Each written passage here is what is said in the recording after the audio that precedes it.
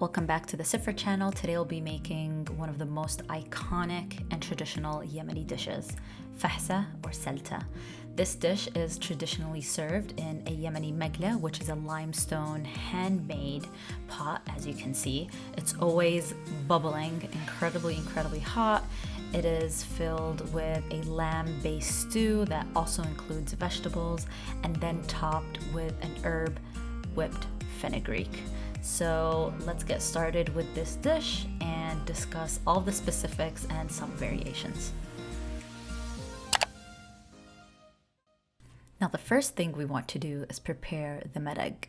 Marag is the lamb broth that we will need for this dish. So I'm starting off with just a little bit of oil. I like to use avocado oil or vegetable oil, something with a high smoke point. Don't use olive oil for this. And then we will be adding our washed and drained lamb. Now the lamb pieces that I like to purchase are lamb shoulder and lamb neck. These are the most tender pieces, but you can also get lamb thighs, legs, whatever pieces you have. The key is to have them bone in. You don't want to get boneless lamb. You won't get that same depth of flavor. So just ask your butcher to cut them up for you with the bone in large hand-sized pieces. So what we're going to do is get a nice amount of browning, and depending on the quantity of meat you will be using, it may take less or more time. But the goal is to get a nice amount of color, and that's how we will be locking in our flavor. And I like to use a pressure cooker because it makes the process a lot quicker. You can use another pot for this, but you will need to simmer the broth a lot longer in order to make sure that the lamb is fully cooked through.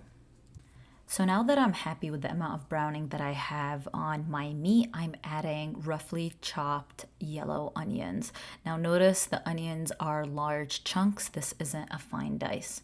So I'm just gonna toss those for a bit, make sure that they're evenly incorporated, and then I'll start with all my seasonings. So first I'm adding a few dried lemon. Dried lime works perfectly fine. A good amount of bay leaves, some paprika, well not some, a generous amount, and Yemeni Hawayij. If you don't have a Yemeni Hawayij mix, I will list some alternative seasonings that you can use that you will definitely have in your pantry, and then a generous amount of salt. And the reason why we are heavy-handed with the salt here is because we will be adding a lot of water, because this is going to be a good amount of broth. So you don't want to skimp on the salt. If you're not sure about how much salt to use, always stay on the lower side, and then you can taste it once it's done and adjust as needed. And for our last step, we are adding a good amount of garlic. And the reason why we're doing this last is because we don't want that garlic to burn. So we're just going to toss that in for a bit until it's nice and fragrant. And then we will start by adding our liquid. Now, regardless if you're using a pressure cooker or not, you want to add a lot of water. The goal is to have all of the meat completely immersed underneath the water. Give that one last mix and try to rub the bottom of the pat as well as the sides so that you can make sure that all the seasonings are blending into that water. And now we're gonna simmer it on low to medium heat. If you're using a pressure cooker, use your pressure cooker's instructions on lamb.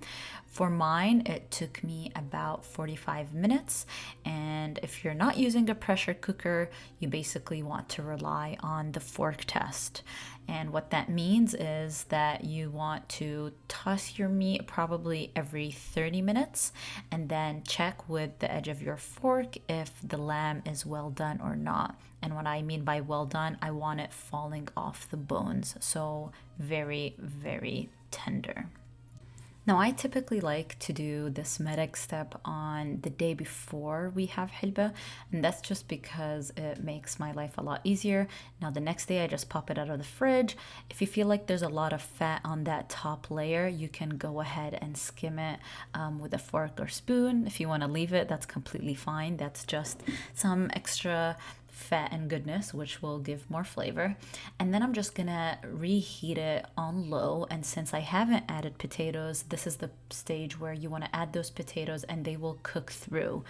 If you add the potatoes the day before, they will cook perfectly, but on the next day when you reheat it, there may be a chance where it disintegrates. So it's up to you, but I do recommend keeping the potatoes in large chunks.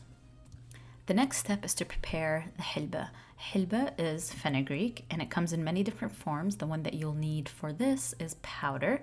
And what we're going to do is in a large bowl with room temperature water, just sprinkle the fenugreek onto the surface. Now, this will do its magic over some time and you want to aim for at least 3 to 4 hours. Most families soak it from the morning so that it'll be ready later in the afternoon for lunch. So you want to make sure that you give yourself enough time to do this. Now it will kind of do its magic, it'll sink, it'll foam up, and then later on I'll show you exactly what to do with it. So along with our fenugreek, we want to prepare the herbs. I have 2 seeded jalapenos, 1 bunch of fresh cilantro, a bunch of green onions, and then some chives. Now the chives that I like to use for hilba are the Chinese chives. They're flatter and a bit longer. If you can't find these, then regular chives should be just fine. Now we're going to add all of these herbs into a food processor and pulse them until it creates a very fine paste. You want to make sure this is as fine as possible. Try your best not to add any liquid, so just use your spatula to bring down the sides and then pulse it again until it looks like this. Now you want to scoop it out into a bowl and we will add our seasonings. For our seasonings, we're adding some black pepper, salt, ground coriander, and cumin. Mix that all up really well and set it aside.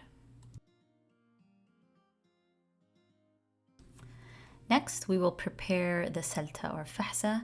Today I am using my traditional Yemeni magali. If you don't have these Yemeni limestone pots, then you can use a Korean pot, which is very similar because it holds high temperatures, or you can even use your Dutch oven.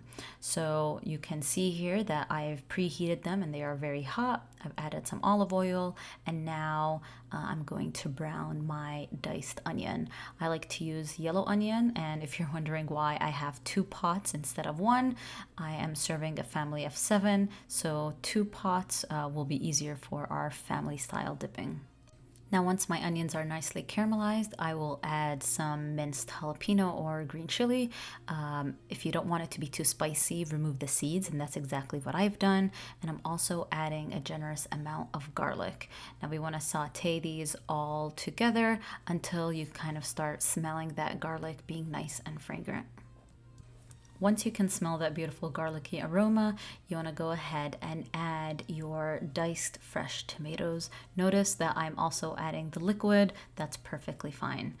Give those a nice judge, and then I'll be adding a generous amount of tomato paste to each bowl and my seasonings. For my seasoning, I'm using that same Yemeni Hawayij mix. Again, if you don't have it, I'll be listing in the description down below what alternative you can use.